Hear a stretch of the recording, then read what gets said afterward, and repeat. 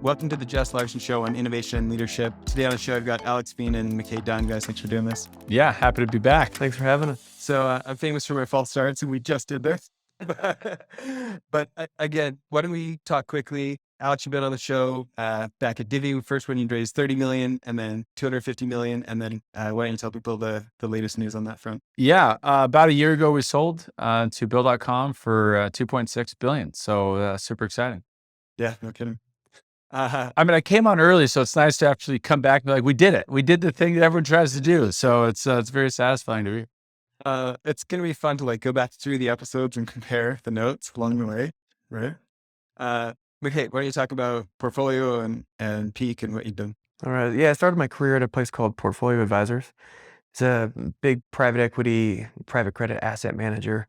Managed about $30 billion or so. That was out in Connecticut.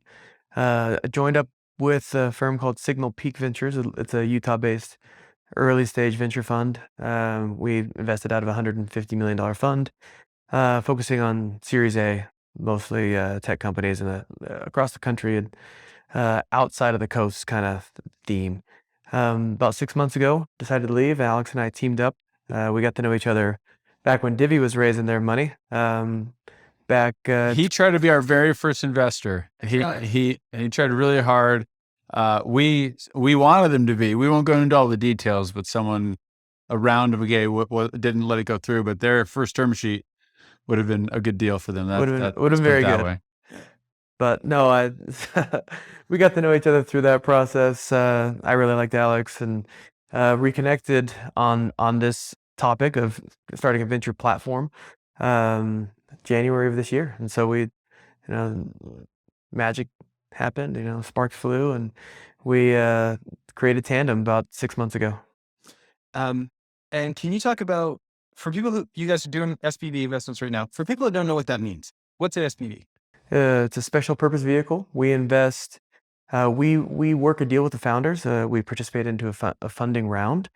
Where we are a piece of it. We're not leading most of our deals. We've led one deal and we're syndicating on 2 others. And we'll tell them that we want to invest $3 to $5 million, and we'll go out and raise it from individuals in our network and people we get connected to. But it's a single purpose entity that we invest in, and everybody comes in through that entity. So we're one line item on somebody's cap table, but you have access to hundreds or 50 to 100 people. And to the investors, instead of putting in, giving us the money and saying, okay, over 10 years, we'll make investments and we'll return it. We basically say, here's a deal. Do you want it? And they can say yes, or they can say no, deal by deal. So it's a little bit more flexibility for the investors. Yeah. And when you guys think about your mandate, like who you're interested in, tell us kind of the kind of founders listening today that should be giving you guys a call. I would say early stage, but they have product market fit is where we like to be. We're going to get into product market fit, I think. But that they are not pre-product. They have a product. They're growing the product, and they have signs of product market fit. We've done a lot of Series A. That's kind of like where we typically show up. But I think we can see ourselves more in seed and continue probably Series V for the ones that we really like. But I would call it early stage growth. Yeah. Anything to add to that? Yeah. So far, we've done Series A, B, and C. Actually, the one we're about to wrap up is a Series C. It's a little bit later for us, but what we're targeting is we don't want any losses through our SPVs because they're single asset. You can't offset any losses with any gain. So we want 3 to 5x over 3 to 5 years, and like really safe companies that we don't think are going to lose money. We want really good downside protection. Either we're top of the stack or there's a lot of interested buyers in the space where we know we can exit and probably get our money back in a downside scenario. And in an upside scenario, we make 5 times our money. But we're not shooting for 100x out of these vehicles right now because we're not taking that kind of risk. Yeah. But we will eventually take that kind of risk, just in a different vehicle. Like if you get spread across a fund or something. That's right. Yeah. Well, we were chatting a bit beforehand, and you guys know some of the questions I want to talk about today. I think, Mckay, maybe starting with you, looking back over your investment career, those investments that did really well, versus the ones that you thought were going to do well and didn't pan out. What kind of lessons have you accumulated that kind of help you have a gut feel about what you're doing these days? Yeah, I think it all starts with the people. I'd say team in my calculus, I like a pie of accountability, pie chart of accountability. Alex might disagree with the product market fit section of this pie, but I think team is like at a Series A, like the early stage, is like 80% of the pie, and the other 10% is market that they're going after, and the other 10% is their product. Because things change over time, but if you have the right team, that matters the most to me, at least. And the ones that I've seen work have a little bit of both, but at the early stages, you're really backing people because crap happens. You pivot, but if you have killers in there that don't give up, I think that's where you make a lot of money. So it's really fun, your analogy. And you said something about tenacity before we started. I want you to repeat, because on the show, we've had a number of Delta Force, SEAL Team 6, Rangers, SF, CIA case officers and stuff. And it's actually very similar. Like they're selecting for creativity. They're selecting for a number of like physical characteristics, but like the number one thing that you hear over and over, interview after interview, is the primary thing we're selecting for is somebody who won't quit. That's the number one thing we're looking for is endurance, tenacity, grit, and like with enough intelligence and creativity to adapt to the situation, because it's like guaranteed whatever's in the plan is not really what's going to happen in the field.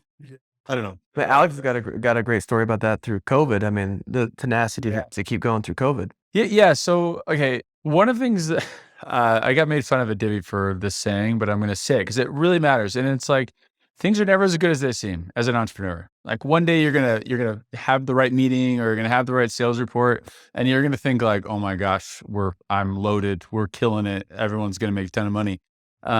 It's just never as good as it seems. There's going to be something the next day that will bring you back down to earth. But then also on the flip side, it's never going to be as bad as it seems. And the one he's referencing is, during COVID, I won't go into all the details. Some of it I think is proprietary, but like we were basically valued at, $1 billion.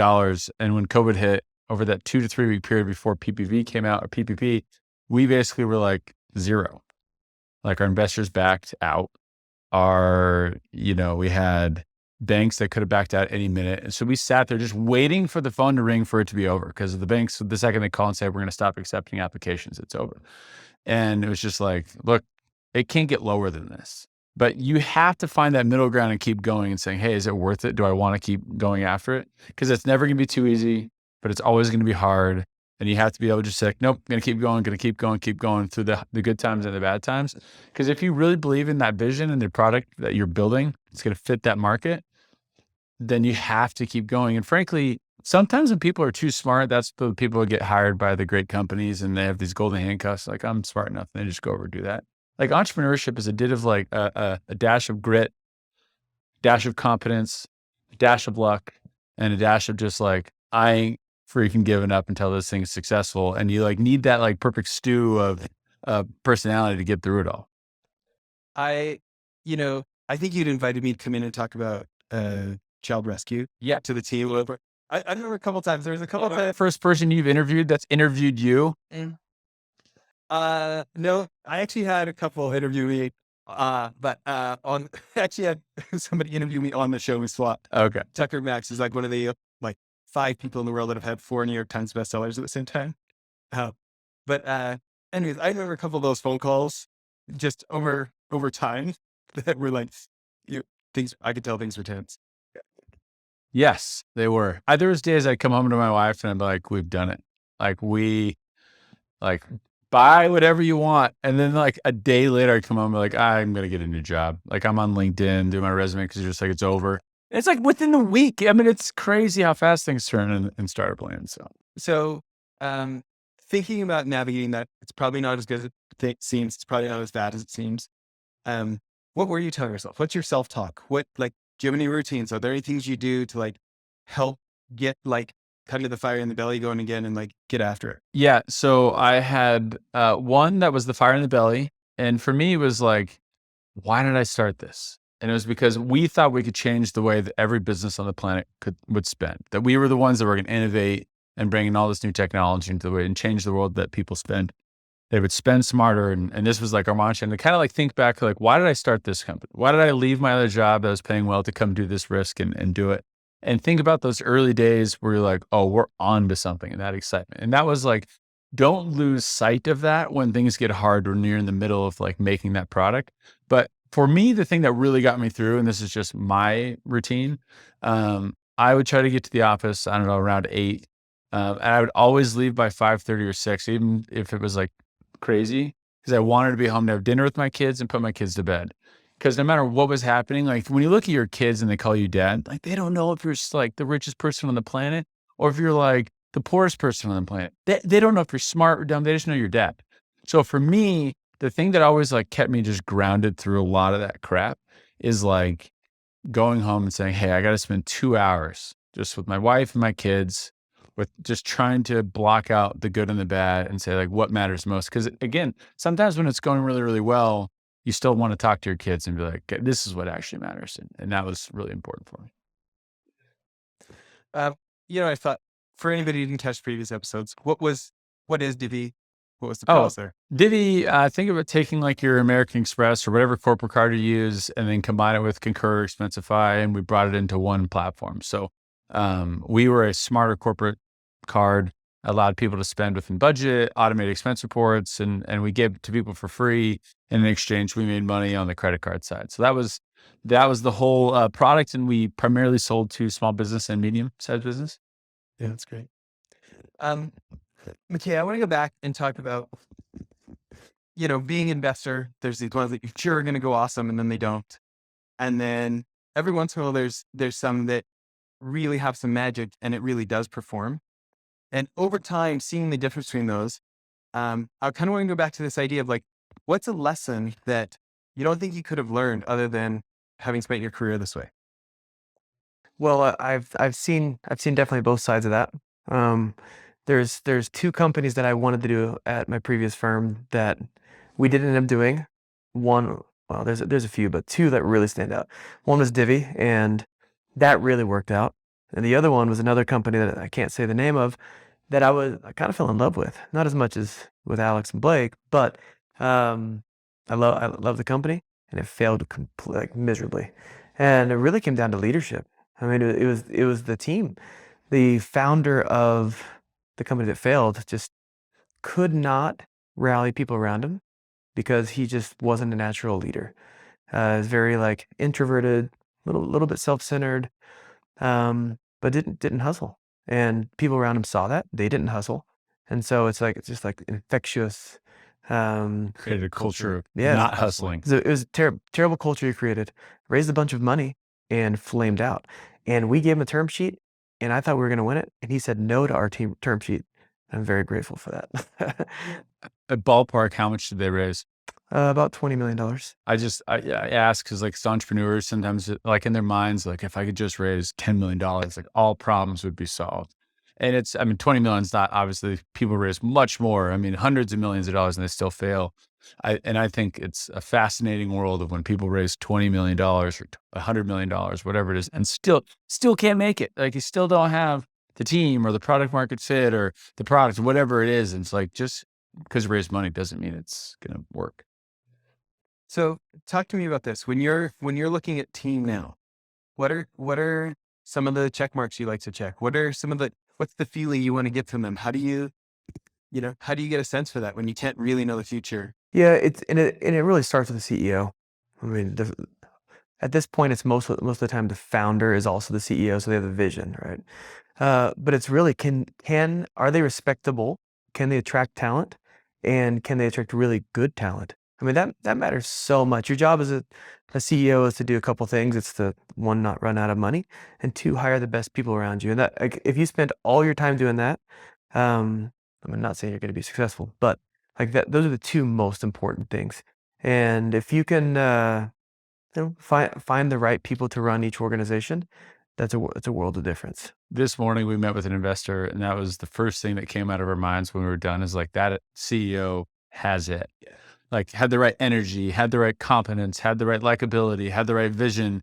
And a lot of it is like, it's hard to describe on a template of like 1 plus 1. You can't quantify it. You feel it, and you're like, oh, I would work for him. So then other people are going to work for him. And I think that's like super important. I've seen VCs do founder scores or team scores and all that kind of stuff. And I don't want to do that. A lot of it is like, it's not an art. It's not a science, it's art. Right. And this is your judgment of character is not just on, do you like that person or not? It's like, will this person win? Will this person quit? Will this person recruit well? Like it's all these things mixed in.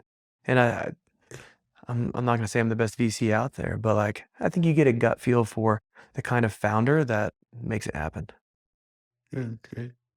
Um, Alex, I was telling you it's been really fun on the show to have these different folks who've grown company from 0 to a billion and then hear some of their favorite principles.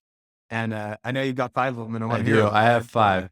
I did write them down because I just want to make sure I got them in order. So I do, when you talk to founders that are early on, personally, I'm just like, look, the most important thing you need to figure out is product market fit. So my point to them is like, hey, the first time you get your idea, you're like, I want to start it. Who do you tell? You tell your spouse or your parents or your best friends. And they all say essentially the same thing. Cool idea, don't quit your job. Like that's like what they say. But I'm like, it's irrelevant what they say. You need to go to your buyer. So for Divvy, for me, we sold to VPs of finance, whoever was the controller over all the funds, right? And, we told our friends and family, I thought it was like a cool idea. I didn't quite get it, but I started going on LinkedIn 6 years ago at this point. Started going on LinkedIn. My goal was to find people that I had never talked to, didn't know me. They didn't like me. In fact, I didn't want them to know me or like me at all. In fact, I wanted them to be annoyed when I was on the call with them, because then I could really test, is this widget that I'm selling them something they really want, or they're just like being nice to me, right? Because you got to cut through that. And for us, pre-product, I was just showing them Envision clickable prototypes saying like, all right, we're going to do this, we're going to do this. And I'm in the middle of my pitch and I'd be like cruising along, not asking questions because I was bad at it. And they'd be like, hold on. They'd like interrupt me and they'd be like, hey, hold on, go back. You're telling me you can send 10 people to Vegas and you can stay in budget, et cetera, et cetera. And I'm like, yeah. They're like, whoa, if you can do that, I'll sign up right now. Like, wait, what? And I'm like, we don't have a product. He's like, yeah, but if you can do that, I'm in. And it was just like, oh my gosh, like their physical body language was up and the words they were saying were not like, oh, that's nice. It was like, wow, like eyes would light up. And for me, that was like an early sign. That's why I quit my job. I was like, oh, there's something here. We'll see if we can build it, but there's something here. You have to find product market fit. If you don't, it doesn't matter how good your team is. I guess it does matter a little bit how good your team is because they can evolve and they can adjust, but ultimately the team is adjusting to trying to find what product market fit is, right? So to me, that's the first thing.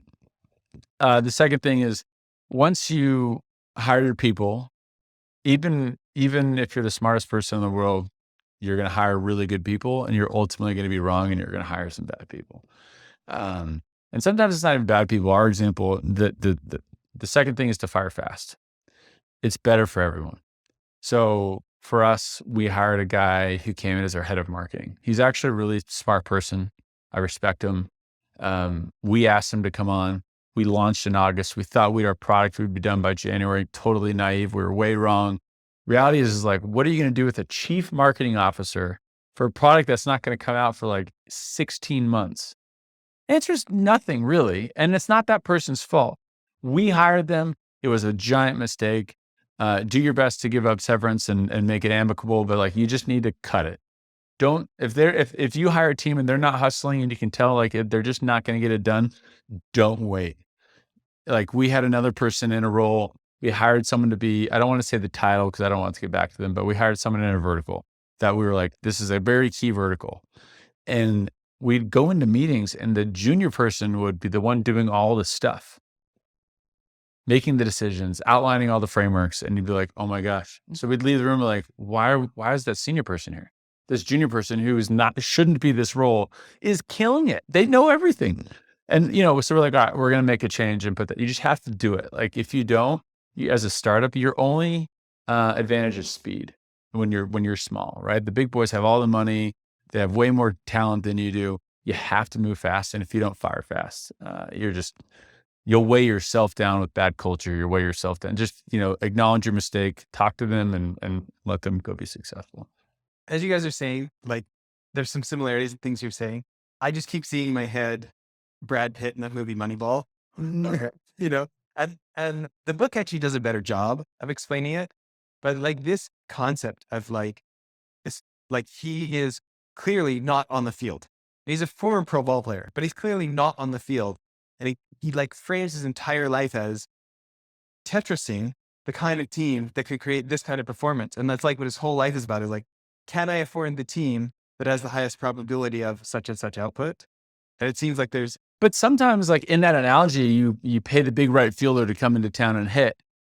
And soon you realize, oh shoot, he doesn't fit with everyone else. This player doesn't fit into the puzzle piece I put together, but I just signed him to a big contract, or they were my big hire. Doesn't matter. If they don't fit your culture of getting stuff done, like get them out and move on to the next person. Otherwise, like we used to look at, we had like 20 people at this one point, and something happened with one of our partners where we had to like refocus and retool, and we had to fire people, and it sucked. And we were having this conversation, but it's like, if we don't let go of 7 people, then these other 14 people will be out of a job in 4 months. So we can either keep this thing lasting and go hire more people. And by the way, we ended up hiring most of those people back, but you just have to make decisions quick when you're a startup. And I know it's difficult, but I would tell people you have to just call spades and do it. The third thing I would say to someone is, as a founder, you're replacing yourself. Like, this is my analogy to people. Let's say I invented a sport. I'm a sports guy, so I'm going to use the sports analogy. I invented a sport. It's called basketball. You've never heard of basketball. I've invented basketball. So I say, Jess, come with me. We're going to play basketball. Now, when we start out, I'm going to be the best dribbler, the best shooter, the best rebounder, the best coach, because it's my sport. But pretty soon I'm like, oh, no, Jess is a pretty good rebounder. Mckay's a really good shooter. Like, my job is to replace myself. You should be the rebounder. I should no longer rebound. Okay, you should dribble the ball up the court. I'm not going to dribble the ball up the court. Go hire the marketing person. That's what they've done their whole career. Go hire the salesperson. That's what they've done their whole career. Go hire the product person and all the other things. Your job is to become the coach. And then your job is to become the owner with the vision. Like, I see a lot of really good ideas get strangled to death because the founder thinks that they need to do everything and they need to touch everything. Your job should be to replace yourself and let the great people that you hire act as if you're still in the room. Like, they hold on to your vision and your culture, but they should run it. Because if you have, 300 great people, that's obviously going to do more than one. And I just think if you understand that it's not the end of the world when you fire yourself, but replace yourself, in fact, that's how you make a lot of money, then you're in a better spot mentally to start doing it. Because a lot of entrepreneurs think like, nope, I'm the sales guy. I'm in charge of sales. And it's like, well, that's great. But if you're also the CEO and you also have to manage all the other things, you need to leave that as fast as you possibly can for your company to grow past you. That if you want to become a unicorn, you're going to replace yourself. Look at the greatest companies in the world, from Elon, Jeff to Mark, all the big guys. They're still the faces, but they've replaced every aspect of the business with someone else. They just hold on to the vision. They don't want to run out of money. And they have to retain culture, which I.e. the vision, which is what Cam was saying. That's your job. Do those 2 things. The rest you should hire other people to do. so thinking about that, this, I guess my question is, it feels like there could be a bit of a balance being there. Like you hire who you think is going to great, but you end up abdicating and they don't quite get the vision, and then you just end up having to replace them. The other side is you hold on too long and you should have brought in someone great earlier. Can you talk to me about navigating that balance being? Yeah, I mean, I would say like you have to let go at some point, right? Like, in order for your company to be what you want it to be, you have to let go. So start to figure out like, all right, so I ran sales. I think we had like 6 sales reps. And I was good enough to manage them. But once you started to want, hey, we need to have 20 next year. It's like, oh, I've never managed 20. And then you're like, okay, well, I can't manage 20. I can figure it out. I'm probably capable enough to figure it out, but I should go find someone that I trust, to do. And I'll talk about my recruiting theory on this in a second. But you have to do it, meaning like you're eventually going to have to leave home and let someone come in and do it for you. So take the risks. You got to do it. And if they aren't the right fit, then fire fast and bring in someone else. That doesn't mean you should hold on to the branch. It means like you need to leave. And if that person doesn't do a good job, bring in someone else until you find someone that doesn't. But holding on to it, I just like, what's the end game? When you hold on to sales or hold on to product or whatever, like how big is your company really going to be? And at these early stages too, like you only have 18 to 24 months in between funding rounds. If you don't make meaningful progress during that time, like you're raising at a different valuation. Like this stuff really matters. So I've seen companies that knew they didn't have the right salesperson, but like kept them in their spot because they like, oh, we can't get rid of them because we won't hit our next funding round. Like, doesn't matter. You got to fire super fast. I'm talking to I know a company, I invested in them. I love what they're doing. I know for a fact they don't have the right head of sales right now.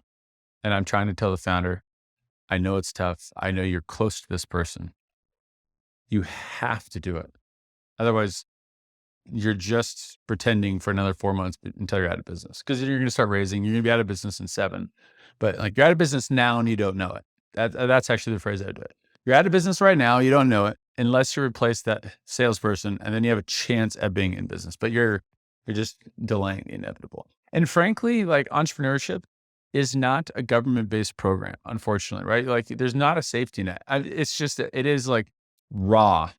You either have a product people want and you're going to get more money to keep doing it, or you don't, and no one cares. There's no benefits when you lose. There's no, like, you got to go try something else. So to me, I haven't said it out loud, but now that I say it, you're out of business, but you don't know it if you have the wrong people in there. So go find the right person. Can you talk about the concept of letting go of people you actually really like and care about, but you realize they're not the right fit anymore? And how much we all hate doing that. By the way, that was me. When I replaced myself, I'm firing myself. I'm not the right fit. It's like, I got to look myself in the mirror. Alex, you're not the right fit for this. I'm going to fire you, but you actually have a lot of other things you can bring to the table. Go do those things. Okay. Right. Like that took like a hit on my pride. But when you go to someone who's not the right fit, well, I think one, if they have something that your team wants, then you got to put them and say, hey, in fact, I did this won't go into all the details, but there's someone on a team I'm affiliated with. I said, look, you're actually really, really great at these 2 things. The company needs you in that role over there to do those 2 things. That's where we want you. If you don't want to do those 2 things, then we're going to have to separate. We'll let you go. And, we can talk about how to do that, which is just plainly, quickly, and do it. But if they have skill sets you want to keep, then it's, you do that. If not, it's like we had someone who's in charge of a position. Again, I don't want to name their vertical because I don't want them to self-identify, but they weren't good at it. And you're like, look, this isn't going to work in this role. And if they are pretending they're good at this job, it's just a matter of time before they get fired. Or the mistake gets bigger. And now the mistake isn't just that they get fired, it's that their whole team's let go because the whole thing sucks. So to me, I think it's about recognizing it, having honest, direct conversations with feedback and say, hey, like, here's where we stand. Here's where we are. Here's what we value. This is the offer we have for you to stay. And if not, then you just. If I can ask a question, how often are they blindsided by this conversation? If you were good at your job, hopefully not. And if they are blindsided, then that's on you for not communicating ahead of time. And I know that that's happened because you can still fire fast and still communicate fast, right? Like, I'm not saying that you should never give someone a chance or a warning. But in a startup, as you said, those warnings need to be fast and the communication needs to be fast and direct and clear so that if you're saying, hey, we only have so many months to figure this thing out, they're not like, wait, what? Out of left field. Cause that's obviously, I'd actually say that's bad for your culture. If you start like firing people, just like, I'm in command and I can just fire whoever I want, it has no effect. Like every time you fire someone, your culture takes some hit. Now, if this person is like corrosive and like they're like sexually assaulting people, then it's probably a good hit. But like for the most part, when you fire someone, it's like everyone on the team is like, wait a minute, am I next? Was that the right move? And so I would say you have to communicate to them, to yourself, and to the team why or what you're doing is the right move. But oh man, I think if you fire, I hate to use the word fire because it's such a negative term. But we fired at one point that in that COVID, we fired hundreds of people at once. And there was, I will refer to it as a D-Day because that's what it was. It was a massive, like, we sat down and every manager had to have one-on-ones. This isn't a pity party for us, but it was like, okay, we have to do it this way. We're going to do it. We did a lot of stuff we felt would help them get rehired. We ended up rehiring almost all of them back. But it was a very productive, or I would say positive experience for both sides. Some people that left us ended up actually going to a job they actually wanted and were actually better at. They just were afraid to quit. And typically, if you're hiring smart, talented people, they will land on their feet. You can't, you're running your company. Your job is not to be super concerned about everything. So, okay, I know we're going to go down the rabbit hole here, but I'm super interested. What about the people who are good and are almost good enough? They're just not great. And you have to question yourself, like, do we even have what it takes to attract great? And I need to be honest that we just aren't paying those kind of salaries, or do like that navigation between, really pretty good, but like, Okay, I have a question for you. You tell me if you think I'm wrong. I think that there are certain roles in companies that need to be great. I actually think that there's other roles that can be good. They can be good. They don't need to be like great. It's not like every single rep or person in your company needs to be like incredible. So I'd ask yourself, what role are they in, and how vital is it to the success of your company? Because like people can be good B players, and they're good at their thing that they do, and they move that ball forward and they add to your culture like that. I don't think that that's always the killer. I think it's when you get C players that think they're A players and they want to get paid a certain thing, they want to take over certain things, but they're clearly not delivering stuff. That's where I would get super nervous. But It'd be hard to have a whole team of A players.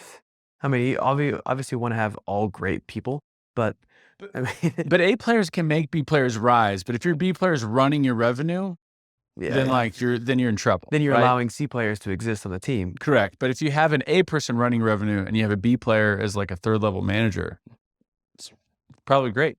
It's probably going to work. okay, staying on this, I want to talk about the idea of once you start getting like 3 and 4 layers deep in an organization, what changes in managing and leaders? Yeah. So when we had 25 people, we'd have a Christmas party and it'd be like, hey, how's your kids? How are you doing? Like, you know everything about these people. And they also know, even in your weakness, they know everything about you. So like there's this touch that is lost when there's 4 people. You show up to a Christmas party and there's 600 people there. You're like, oh, I don't know like a third of these people. So now they don't grade me on who I am as a person and our interactions. They grade me on my ability to, without them there, like lead in a way, right? And it can get really hard to maintain a culture and maintain, like if you're all about honesty and grit and getting the job done, you got to maintain that when there's like 4 levels deep. It's like Inception. It just gets like harder to keep it pure. Man, I wish I had like a one secret sauce. So Blake, my partner, who's the CEO of Divvy, was really good at just saying, here's my expectation. Here's who I am. I'm very authentic. And here's what I expect. And I'm going to communicate that to everyone. And I'm going to manage in that way. And so everyone would kind of understand, at least that's what's expected at the top. And he did a really good job of hiring, the next layer who represented him, because he wasn't hiring people that didn't represent his personality. And it tears down. Now you start to lose effectiveness because at some point people are different. But he was really strong on who he was and he was pretty clear about it. And I think you wouldn't come to the company if you're like, oh, I'm not about that person. As we're seeing with Elon Musk and Twitter, like people that clearly don't like Elon are leaving Twitter. It's like great. And people that love Elon stay at Twitter. Interesting. Anything to add to that, Mckay? Man, this guy's done it before. I've got nothing to add to that. I guess I'll be more specific. When you think about the founders that you've backed, Yep. that have delivered, that have scaled their leadership as they've scaled their organizations, are there any common traits that you see in how they grow themselves, or lessons they've had to add, or just that progression? I think one of the key things that comes to mind is just being intellectually honest with themselves and who they are. And when people find out you're fraudulent is when people stop believing in the vision and the company. So if you just, like Alex just said, like people knew what the expectations were from the beginning.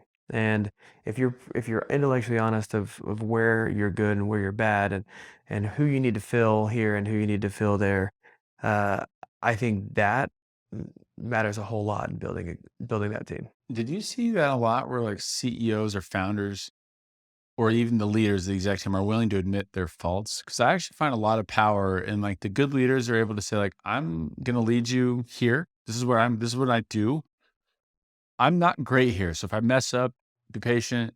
if I don't communicate this clearly, be patient, but I'm not a gray here. I don't see that like a ton. I see it in really good leaders. Like, did you see that or? You see both. I mean, sometimes a really great company is going to succeed regardless. And you have really good product market fit and the market's really big. And so you kind of win despite certain people, but most of the time you have CEOs that are self-aware, that know and like are pretty open about where they're strong and weak, and they can hire to fill the spots where they're weak. Let's do a recap on the principles so far. Okay, so far, product market fit matters more than anything else. Replace yourself. Oh no, fire fast. Number 2 is fire fast. Number 3 was replace yourself. Like the goal is to not be doing everything. Number 4 was the car theory that we talked about. Like Mckay talked about people matter. We had the accountability chart of product market fit versus people. Now he said 80% is people. We can have a good lively discussion of It it. depends what stage. Yeah, it does. Very true. So Why qualify that statement? Why does it matter what stage?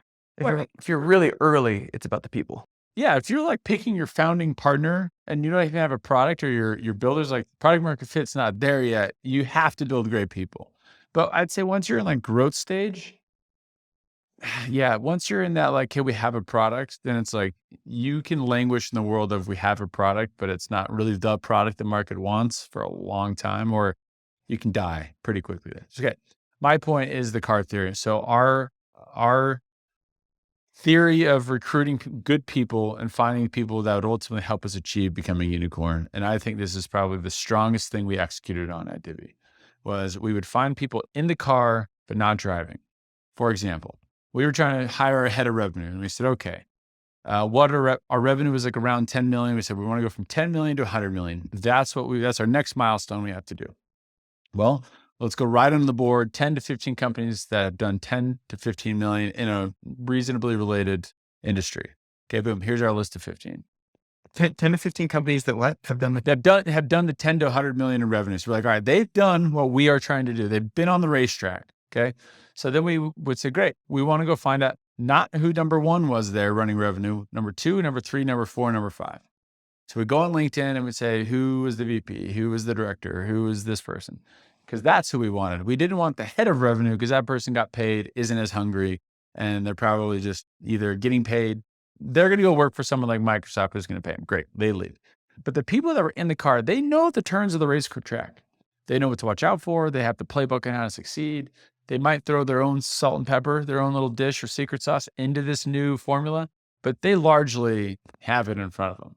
So when you hire them, and I tell people like, how do you know? I'm like, well, go into the interview and say, hey, we're doing X amount of revenue. We have Y amount of reps. What is the next year going to look like? And if they don't just turn open a page and say, okay, here's what's going to happen. You're going to have to move from this CRM to this CRM, and you're going to have to go from this type of management to this type of management, this many managers. And man, when we hit 30 million, it took a leap, but we had to do this, this, and this to get there. If they don't talk about it in past tense, then you don't have it. But if they are like, no, here's what we did, then you can say, okay, what is the race that they drove? Is that the race that we're driving? And if it is, go hire number 2 or number 3 or number 4. And I promise you, if they were in the car, they're going to know the playbook, and they're just going to be more hungry to do it themselves to go get paid and make you successful.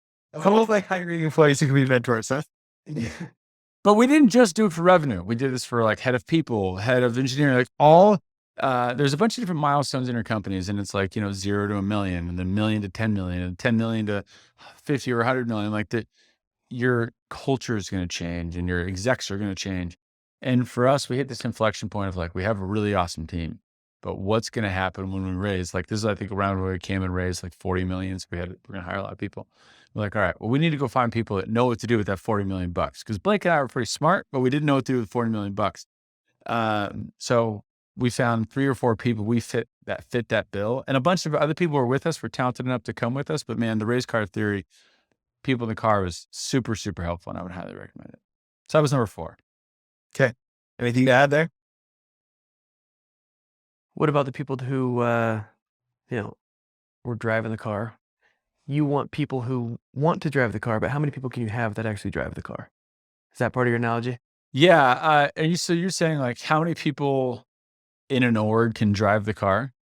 I think there's a one car driver. Like even like the CEO is the ultimate car driver. The CTO runs the engineer org. Like if you actually have multiple people trying to drive the car, it's gonna crash. Like because they're gonna want to do different things. And when you have there's gonna be a power clash at some point, and that bubbles up to the CEO and like that. I think that those are really bad, and that's a good example of fire fast.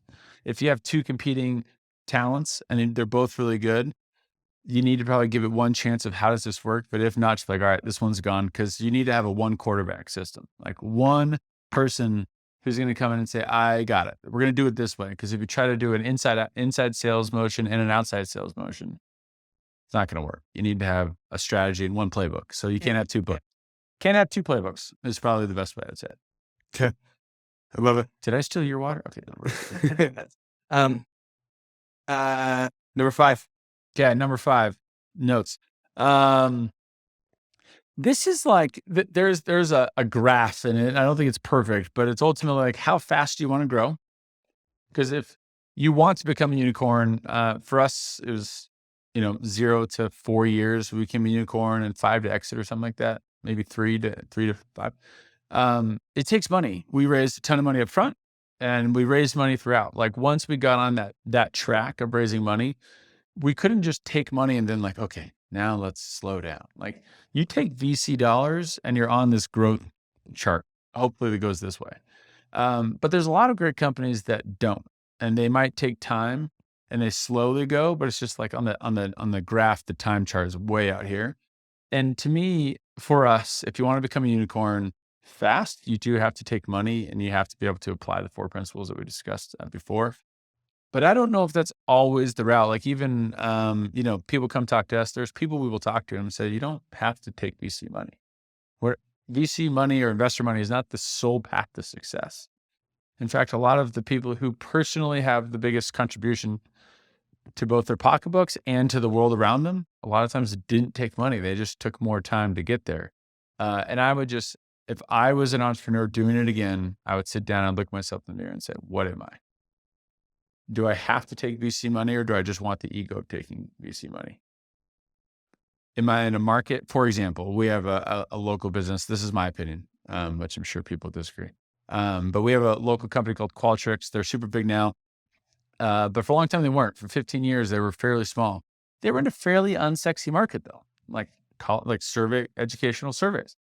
So they didn't need to take money. Divvy, for example, we were going up against like 3 or 4 super well-funded startups out of San Francisco and New York.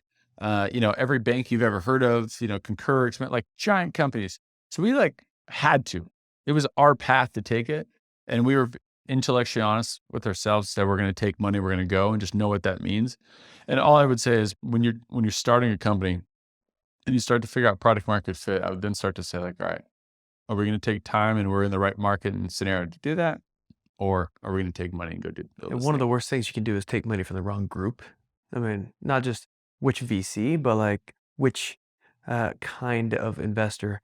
Like, are they shooting for a unicorn? Are they shooting for a 5X? Like having your incentives aligned with your investor matters a lot, because that'll really slow you down. People will want their money out, and you gotta worry about getting people's money out on your cap table, which is really a frustrating thing for a CEO to do.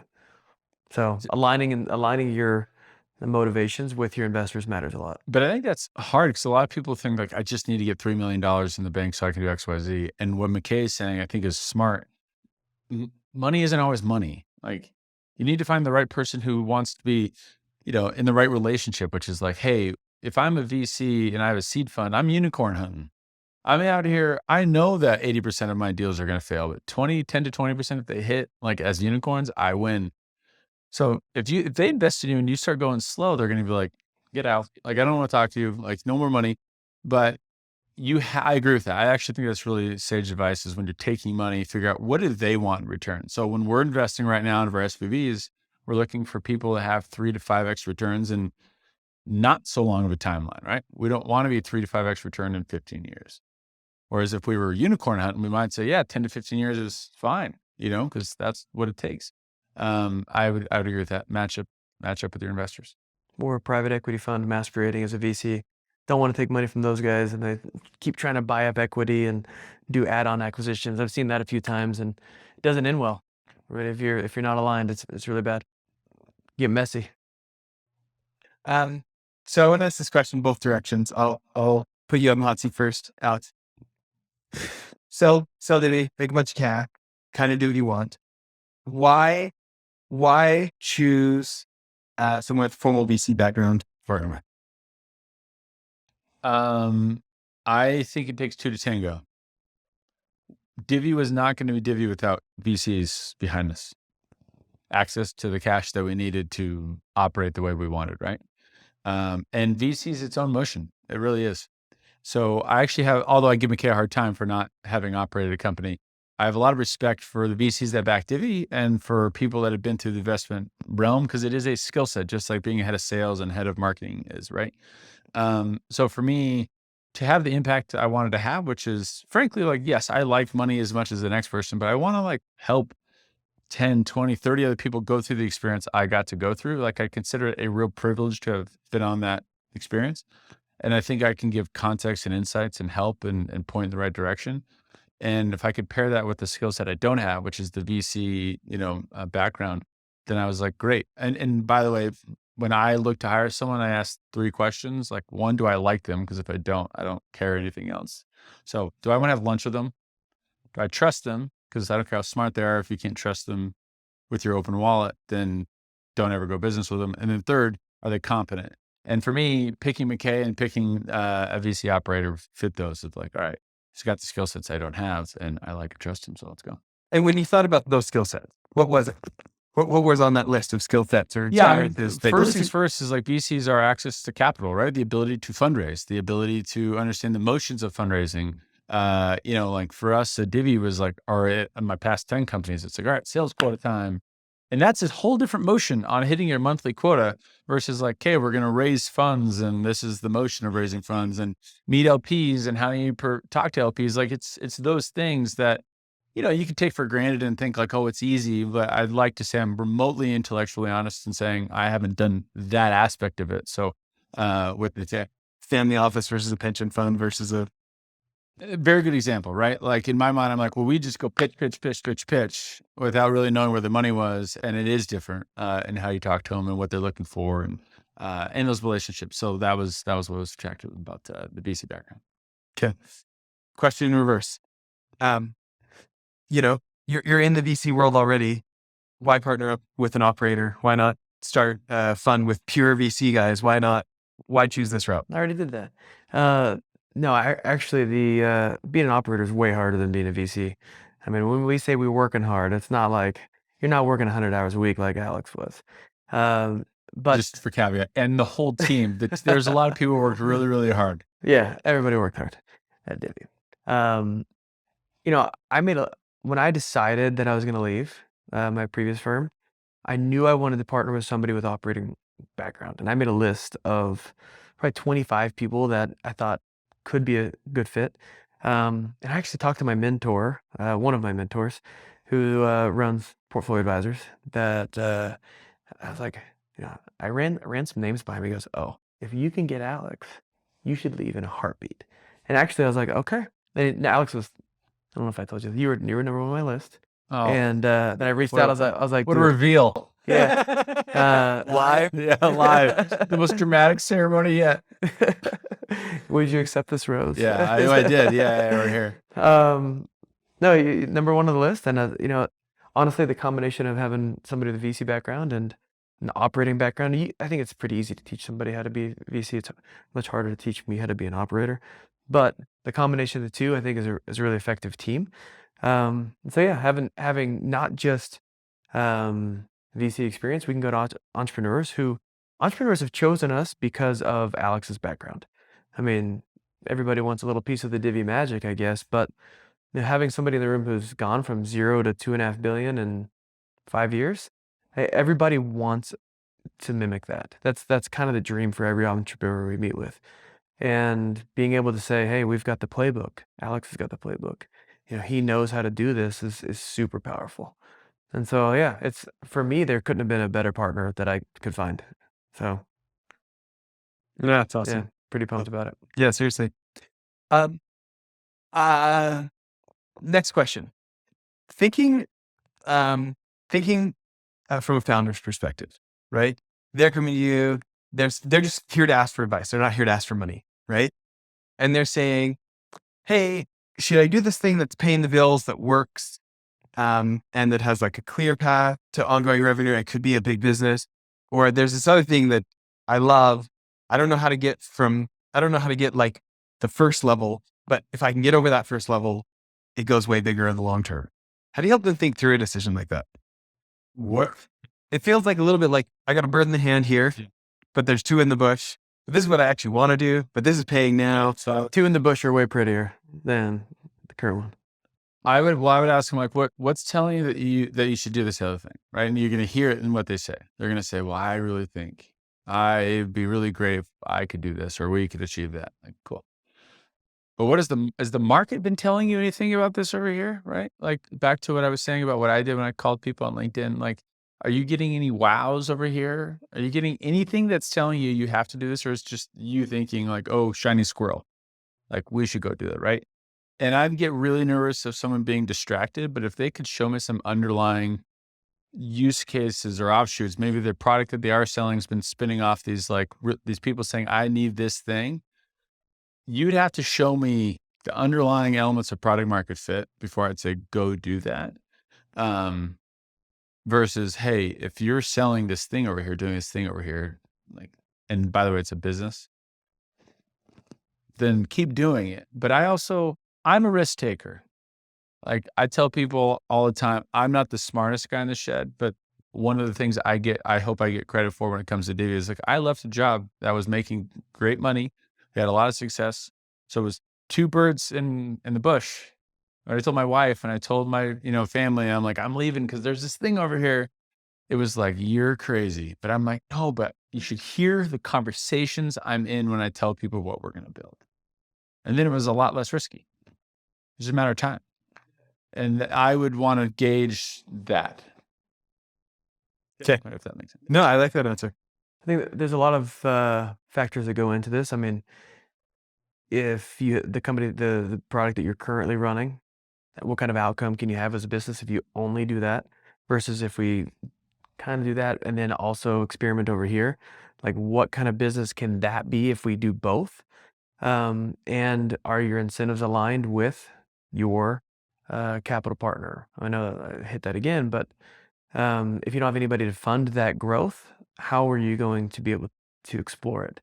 But yeah, if the ultimate outcome is the trajectory changes in the business by doing the new idea, and you have the capital to back it, and you got the runway, then and you're passionate about it, and you get good customer conversations, then absolutely go for it.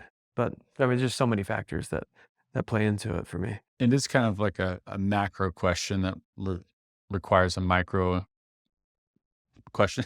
Like to really answer properly, you'd have to get the actual use case and say, okay, show me what's happening, what stage of business they're in, to really be able to give the. But we're also in the business of taking chances. So like I'm a cheerleader for following your passion and taking chances. Entrepreneurship is risky. And I think if you get into it to then be conservative, you're probably in the wrong market. Meaning be smart about the risks you're taking, but you have to take risks. It's all it's about. It's what innovation requires. It's what the upside requires. So pick it and go for it. Yeah, I'm with you. And let's do it in tandem. There you go. Yeah. Okay. So any founders today listening who are like, man, I think these are the kind of guys that I want be in our capital, that I want to help, I would love to have on our team from the capital sec. Come to the website. Where do people connect with you? You can go to the website and you can, there's a form at the bottom of the website to submit your information. You can send an email. It's tandemvp@venturepartners.com. Okay. And to add on to that, we're just not the only ones here, right? A lot of founders in the area are involved with what we're doing. So we're trying to represent the group of founders that have come before and the 10 unicorns that have come before to say, hey, if you want to become a unicorn, call us, let us invest in you, even if it's to follow on. And we're going to hopefully give you our playbooks, because that's, the people I talk to and interact with, we're like, that's why I'm doing what I'm doing. We want to give you the playbook because we want to see more success in our area and with more people. And if we can have a piece of that, great. Love it. Yeah. Okay. As we end here, Mckay, what's something we didn't cover that we should have? What's a soapbox thing for you, or what do you want to leave people with? Oh man. I don't know. You have something? Let me think. Every entrepreneur is you're the greatest salesman of your own vision. And sales gets tossed around as like this negative connotation, I think, a lot.